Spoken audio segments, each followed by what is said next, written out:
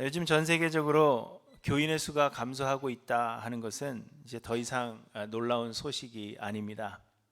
지난 2022년에 미국의 최대 교단인 남침례교회는 약 45만 명의 교인이 감소했다, 그렇게 발표를 했습니다.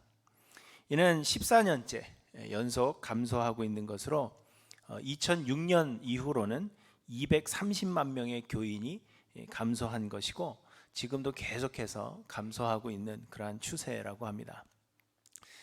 그런데 이는 남침례교만의 문제가 아닙니다.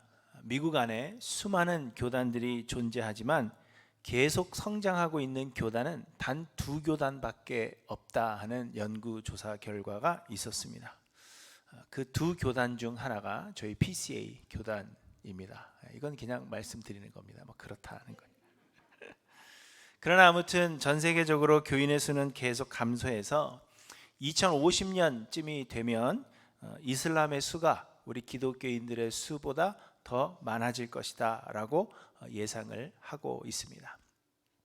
한국도 마찬가지입니다. 한국의 6개의 주요 교단은 지난 10년 연속 교인의 수가 감소하고 있는데 약 202만 명의 성도가 줄어들었고, 특별히 20대에서 40대 사이의 교인을 찾아보기가 힘든 그러한 정도가 되었다라고 이야기하고 있습니다. 저에게 20대에서 40대 되시는 분들 손 한번 들어보시죠. 예. 예. 곱하기 2 아니고요, 뚫이 아니고요. 예. 그 정도로 교인의 수는 많이 감소하였고, 그냥 수가 감소한 것이 아니라 이제 앞으로 20, 30대가 없다는 것은 앞으로 어떻게 될 것인가, 그것을 걱정하게 합니다. 그런데 여러분, 이렇게 사람들이 교회를 떠나는 이유가 무엇이겠습니까? 표면적으로는 아주 많은 이유들이 있습니다. 목회자의 부도덕함 때문에 교회를 떠난다는 사람도 있고, 성도 간의 불화 때문에 교회를 떠난다는 사람도 있습니다. 교인들의 위선 때문에 교회를 떠난다 하는 사람도 있고, 시대 변화의 흐름을 따라가지 못하는 교회의 행정 때문에 교회를 떠난다 하는 사람도 있습니다. 그리고 물론 믿어지지가 않기 때문에 교회를 떠난다 하는 사람도 많이 있습니다. 그러나 사람들이 교회를 떠나는 실제적인 이유는 사실 신앙을 가져야 할 필요성을 느끼지 못하기 때문입니다. 교회 안에 여러 가지 불편한 점들이 있고, 또 마음에 들지 않는 것들이 있다고 할지라도 뭔가 필요한 것이 있고, 그래서 그것이 갈급하다면 교회를 떠나지 않는다는 것입니다. 그러나 대부분의 사람들이 신앙을 가져야 할 그 필요성을 느끼지 못하고 있기 때문에 교회를 떠나게 된다는 것입니다. 한국전쟁 이후로 한국교회는 세계 역사상 유례를 찾아볼 수 없는 그러한 부흥을 경험했습니다.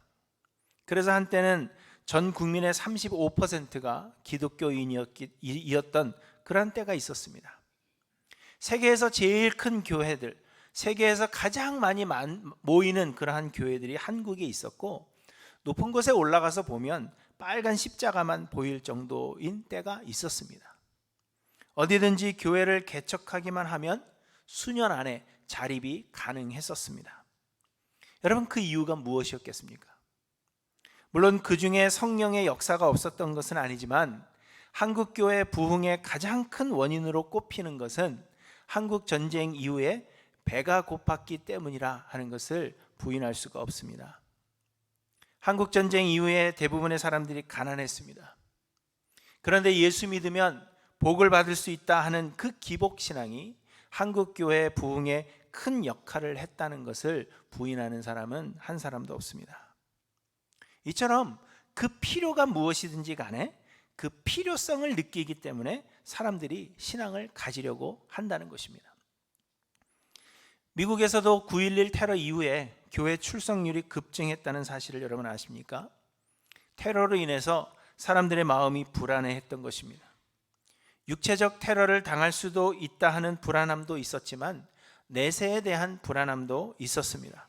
그래서 사람들이 9.11 테러 이후로 직후로 교회로 몰려드는 것입니다. 그러나 여러분, 지금은 상황이 다릅니다. 이제 가난에 허덕이던 시대는 지나갔습니다. 지금은 모든 것이 풍요로운 그러한 시대를 우리가 살아가고 있고, 또한 예수 믿는다고 해서 세상의 복을 받는 것이 아님을 사람들은 깨닫기 시작했습니다. 그래서 사람들은 더 이상 신앙을 가져야 할 필요성을 느끼지 못하게 되었습니다. 사람들이 교회를 떠나는 이유입니다. 그런데 여러분, 이처럼 사람들은 신앙생활을 통하여 육체적인 필요를 채우려고 합니다. 예수 믿어서 잘 되고, 예수 믿어서 부하게 되며, 예수 믿어서 승승장구하기를 기대하는 것입니다. 기도해서 병이 낫고, 헌금해서 창고가 넘치도록 채워지며, 교회 봉사 열심히 해서 아무런 어려움도 당하지 않게 되기를 기대하는 것입니다. 그래서 그러한 필요들이 채워질 때에 신앙생활 잘해서 복받나 보다 그렇게 생각하지만, 그러한 필요들이 채워지지 않을 때에는 신앙에서 멀어지게 되는 것입니다. 이는 예수님의 제자들도 마찬가지였습니다. 여러 번 말씀드린 대로 대부분의 유대인들이 메시아를 기다려온 이유는 이스라엘의 정치적인 독립과 완벽한 나라를 건설하는 데 있었습니다. 그래서 예수님의 제자들도 예수님께서 이스라엘을 회복하시고 새로운 나라를 건설하실 때 자기들을 높은 자리에 하나씩 앉혀주실 것이다 하는 그러한 기대 가운데 예수님을 따라 다녔던 것입니다. 하지만 예수를 믿는 것이 사람들의 그런 필요를 채워주는 것이 결코 아니었습니다.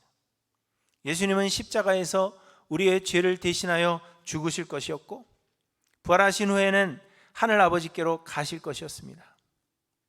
예수님께서 말씀하신 복은 죄 용서함을 받고 사망에서 영생으로 옮겨지는 것으로 세상의 마지막이 되어야 궁극적으로 이루어질 복이었습니다.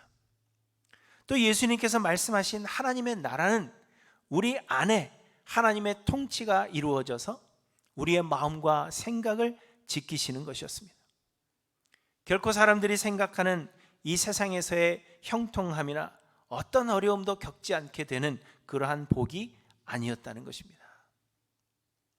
그래서 예수님이 십자가에 못 박히실 그때 모든 제자들이 도망하였고, 사람들은 예수를 떠나가게 된 것입니다. 여러분, 우리가 세상에서 기대해야 될 것은 세상에서 얻는 형통함이나 복이 아님을 우리에게 말씀하고 있는 것입니다. 대신 우리 믿는 사람들이 세상에서 기대해야 할 것은 세상의 미움을 받고 환난과 핍박을 받는 것입니다. 예수님은 세상에서는 너희가 환난을 당한다 그렇게 말씀하셨습니다. 베드로 사도는 우리가 세상에서 고난을 받는 것이 하나님의 뜻이라고 말씀하고 있습니다. 그리고 오늘 본문에서도 예수님은 세상이 우리를 미워할 것임을 밝히 말씀하고 계시는 것입니다. 그러므로 사랑하는 성도 여러분, 신앙생활하면서 우리가 기대해야 할 것은 복이 아님을 기억하시기 바랍니다.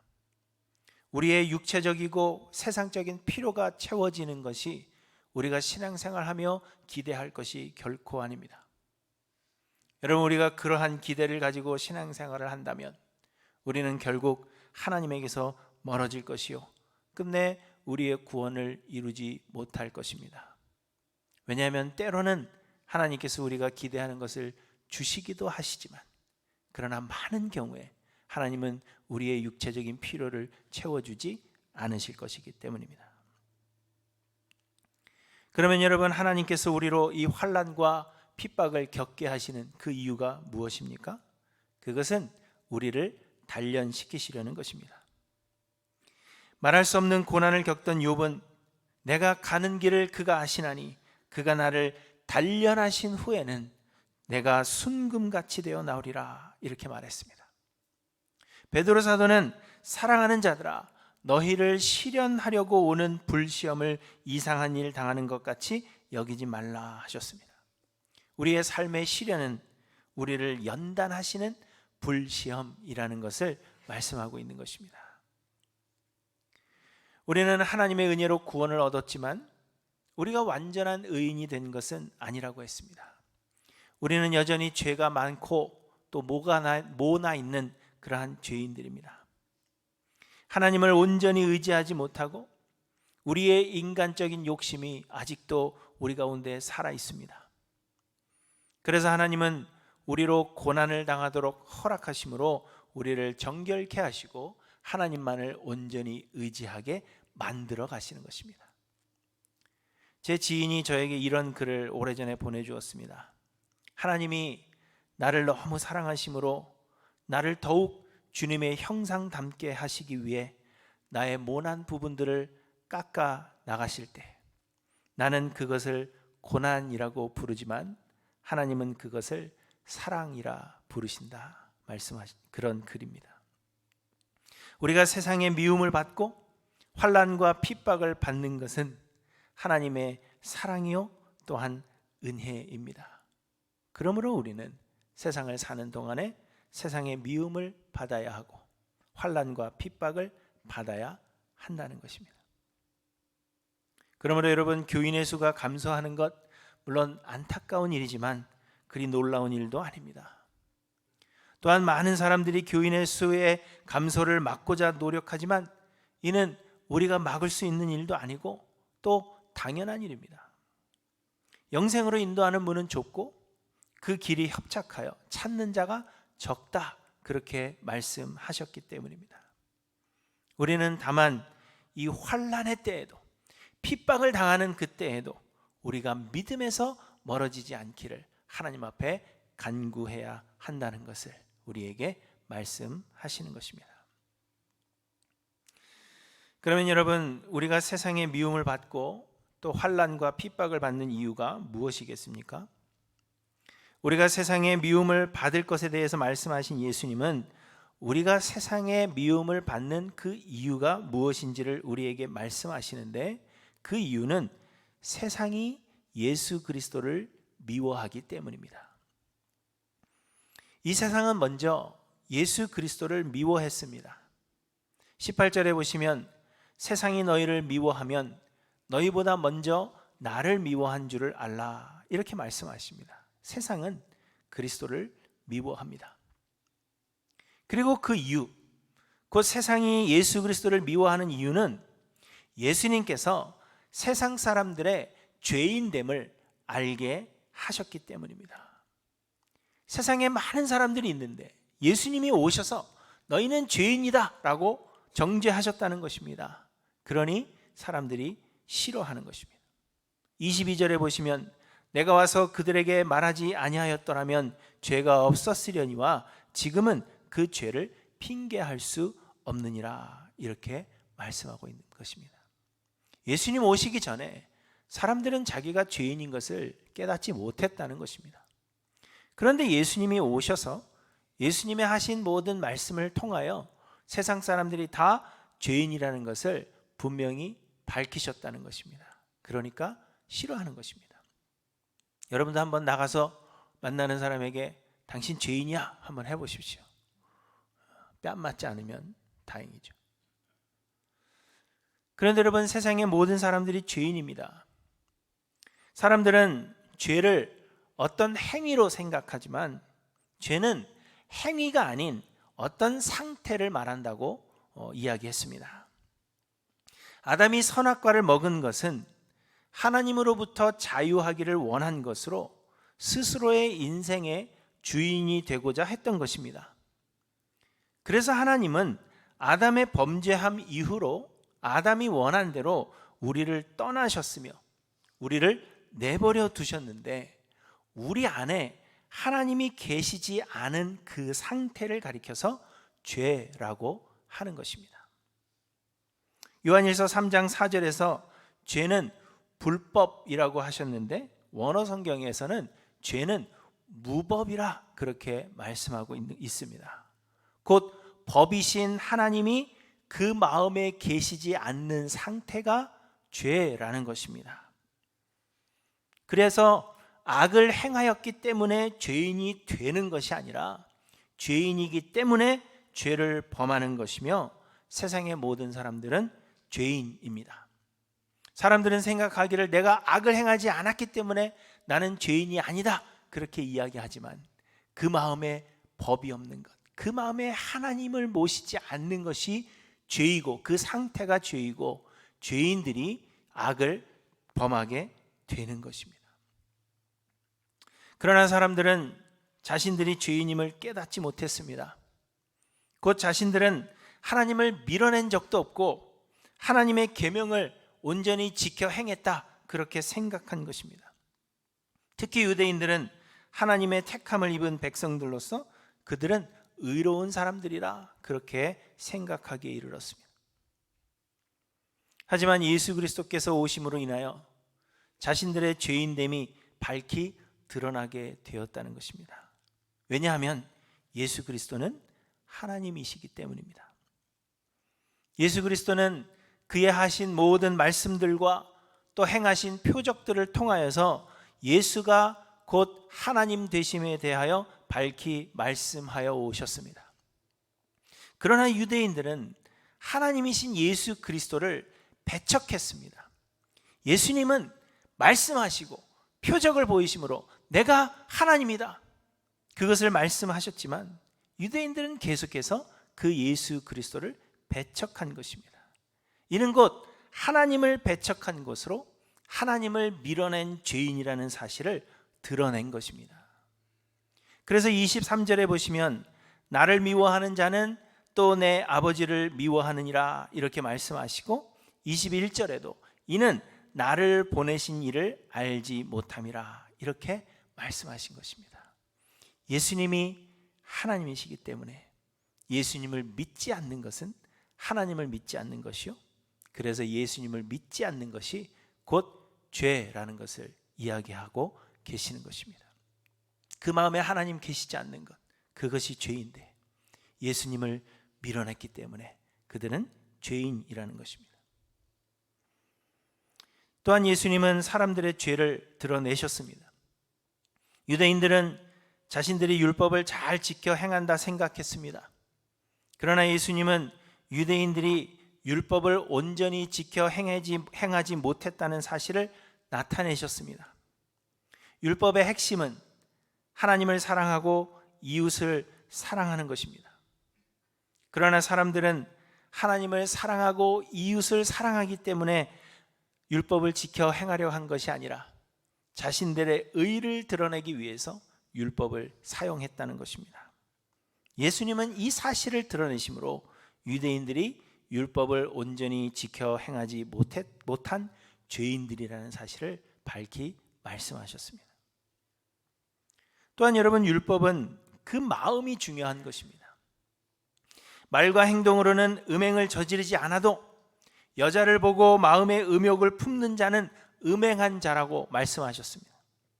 말과 행동으로는 형제를 사랑한다 말하지만 마음으로 그 형제를 미워하고 욕하면 이는 살인하는 것과 같다고 예수님께서 말씀하셨습니다.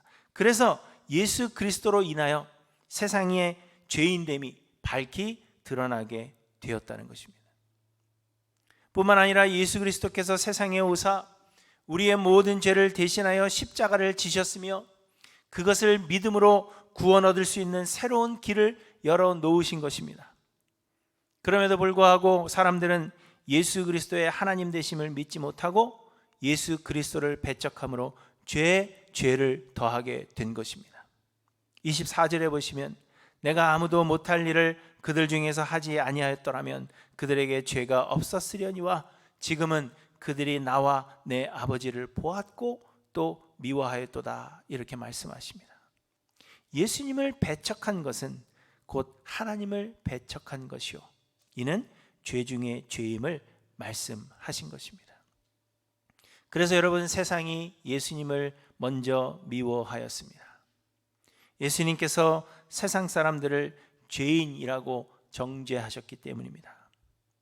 그리고 그들의 행위, 곧 예수 그리스도를 배척하고 십자가에 못 박은 그 행위가 자신들의 죄인됨을 핑계하지 못하게 만들었기 때문에 세상은 예수님을 미워했습니다.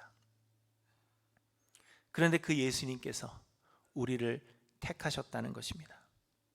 19절에 보시면 너희가 세상에 속하였으면 세상이 자기의 것을 사랑할 것이나 너희는 세상에 속한 자가 아니요 도리어 내가 너희를 세상에서 택하였기 때문에 세상이 너희를 미워하느니라 이렇게 말씀하고 있습니다. 그리고는 내가 너희에게 종이 주인보다 더 크지 못하다 하는 한 말을 기억하라. 사람들이 나를 박해하였은즉 너희도 박해할 것이요 내 말을 지켰은즉 너희 말도 지킬 것이라 이렇게 말씀하십니다. 세상이 예수 그리스도를 미워하였고 그래서 박해했는데 예수님께서 우리를 택하사 우리로 세상이 아닌 그리스도께 속한 자들이 되게 하셨다는 것입니다. 그러므로 우리는 세상에 속한 자들이 아니기 때문에 세상이 우리를 미워한다는 것입니다.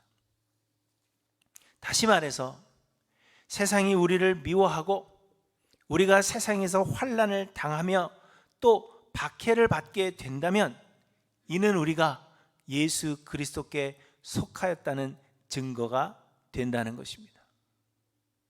사람들은 세상에서 복을 많이 받는 것으로 하나님께 택함을 입고 사랑을 받는다는 증거를 삼으려고 합니다.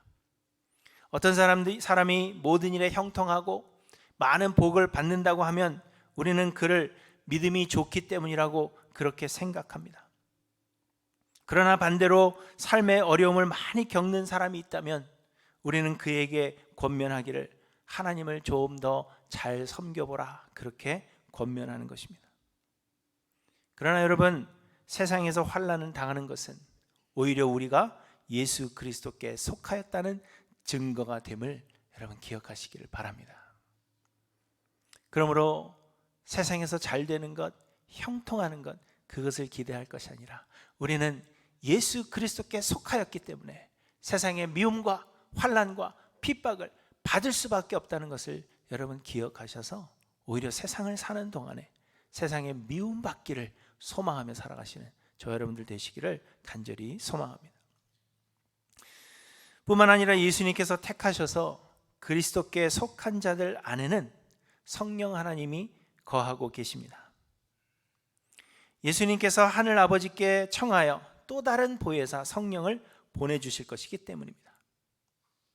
그런데 성령 하나님이 하시는 사역은 예수 그리스도에 대하여 증언하는 것입니다. 26절에 보시면 내가 아버지께로부터 너희에게 보낼 보혜사 곧 아버지께로부터 나오시는 진리의 성령이 오실 때에 그가 나를 증언하실 것이요 이렇게 말씀하십니다. 그러므로 성령이 거하실 자들 곧 예수 그리스도께서 택하사 그리스도에게 속하게 하신 자들 역시 예수 그리스도를 증언할 것입니다. 이해가 되시죠? 성령 하나님이 우리 가운데 거하시기 때문에 예수 그리스도께 속한 자들은 성령 하나님이 거하시는데 그 성령 하나님이 하시는 사역이 예수 그리스도를 증언하는 것입니다. 그렇기 때문에 그 성령이 우리 안에 거하신다면 우리도 예수 그리스도를 증언한다는 것입니다. 27절에도 너희도 처음부터 나와 함께 있었으므로 증언하느니라 이렇게 말씀하십니다. 그런데 여러분, 이것이 세상이 우리 믿는 자들을 미워하고 핍박하는 또 다른 이유가 되는 것입니다. 예수 그리스도는 세상에 오셔서 세상 사람들의 죄를 밝히 드러내시고 그들의 죄인됨을 알게 하시고 정죄하셨습니다. 그래서 세상이 예수님을 미워했습니다. 그런데 예수 그리스도께서 택한 자들이 성령을 통하여 예수 그리스도를 또 증언한다는 것입니다. 이는 곧 세상의 죄를 드러낸다는 것을 말하는 것입니다. 그렇기 때문에 세상이 예수 그리스도를 미워한 것 같이 우리 믿는 자들을 미워하게 된다는 것입니다. 그런데 여러분, 그렇다면 우리가 세상의 미움을 받는 이유는 우리가 그리스도를 증거하기 때문이어야 한다는 것입니다. 우리의 삶과 또 우리가 증거하는 그 증거가 세상의 죄를 드러내기 때문에 세상이 우리를 미워하게 된다는 것입니다. 그리고 우리가 세상의 미움을 받고 세상의 핍박을 받게 된다면 그것은 예수 그리스도를 증거하는 것이 그 이유가 되어야 한다는 것입니다. 곧 우리가 세상에서 환난을 당하고 핍박을 받는 것 그 자체가 모두 예수 그리스도께 속하였다는 증거가 되고 하나님의 택하심을 입었다는 증거가 되는 것은 아니라는 것입니다. 내 삶이 힘들고 내가 고통당한다고 해서 나는 고통을 당하고 있으니까, 내 삶이 힘드니까 나는 예수 그리스도께 속하였구나, 그렇게 생각하실 것이 아니라는 것입니다. 다만 우리가 그리스도를 증거함으로 받는 미움과 핍박이 우리가 그리스도께 속하였다는 증거가 된다는 것입니다. 그래서 베드로 사도가 말씀하셨습니다. 선을 행함으로 고난받는 것이 하나님의 뜻일진데 악을 행함으로 고난받는 것보다 나으니라. 악을 행함으로 고난받는 것이 아니라 선을 행하면서 예수 그리스도를 증거하기 때문에 고난을 받는 것, 그것이 하나님의 뜻이라는 것입니다. 그리고 또 말씀하셨습니다. 죄가 있어 매를 맞고 참으면 무슨 칭찬이 있으리요. 그러나 선을 행함으로 고난을 받고 참으면 이는 하나님 앞에 아름다우니라. 이렇게 말씀하시는 것입니다. 사랑하는 성도 여러분, 여러분들은 무엇 때문에 고난을 당하시는지 돌아보시기를 바랍니다. 우리의 삶이, 내가 살아가는 그 삶의 모습이 세상이 얼마나 악한 것인지를 드러낼 수 있고, 또 우리가 예수 그리스도를 부지런히 증거함으로 인하여 고난을 받고 있는지 우리의 모습을 돌아보아야 한다는 것입니다. 많은 사람들이 고난을 당하는 이유는 사실 악을 행하기 때문입니다. 많은 사람들이 고난을 당하는 이유는 자신의 욕심 때문인 경우가 많습니다. 그러면서도 내가 믿음 때문에 고난 당하는 것으로 착각하고, 그래서 내가 예수 그리스도께 속하였다고 착각하는 사람들이 우리 가운데 있다는 것입니다. 여러분은 어떠하신지 돌아보시고 그리스도를 증거함으로 인하여 고난 당하는 저와 여러분들 모두 되시기를 주님의 이름으로 간절히 축원합니다. 세상은 구원을 얻을 자보다 구원 얻지 못할 죄인들이 훨씬 더 많은 것입니다. 그렇기 때문에 세상은 예수 그리스도를 미워하고 핍박하였으며, 또 그리스도께 속한 우리 믿는 자들을 미워하고 핍박할 것입니다. 세상에서는 우리가 환난을 당하는 것이 지극히 당연한 것입니다. 우리가 예수 그리스도께 속하였다면 우리는 환난을 당할 것입니다. 그러나 여러분, 이 환난이 우리가 악하기 때문에 받는 환난이 아니라 예수 그리스도를 증거하고 우리의 선한 삶이 세상의 죄악을 드러내기 때문이어야 한다는 것입니다. 사랑하는 성도 여러분, 여러분은 세상의 미움을 받는 그러한 삶을 살고 계십니까? 우리는 그 옛날 제자들처럼 그렇게 심한 박해를 받는 것은 아니지만, 그럼에도 세상이 우리 믿는 자들을 미워합니다. 세상을 살면서 우리 믿는 자들은 믿음 때문에 많은 불편함을 겪고 또 불이익을 당하지 않을 수가 없습니다. 그리스도를 증거하고 우리가 복음을 전할 때 우리는 세상 사람들의 조롱과 무관심과 그리고 아주 심한 그러한 배척을 경험하게 될 것입니다. 우리가 예수 그리스도에 대해서 말하고 믿는 자들이 어떤 삶을 살아야 할 것인지를 이야기하며 세상의 그 죄에 대해서 우리가 이야기할 때 우리는 세상 사람들의 미움을 받게 될 것입니다. 그런데 여러분은 세상의 이 미움을 여러분의 삶을 통하여 경험하고 계십니까? 우리의 삶이 너무 편안하고 이 세상에서 우리가 아무런 불편함을 느끼지 못하고 살아가고 있다면 우리는 그리스도께 속하지 않았거나 그리스도를 부지런히 증거하고 있지 않기 때문일지 모릅니다.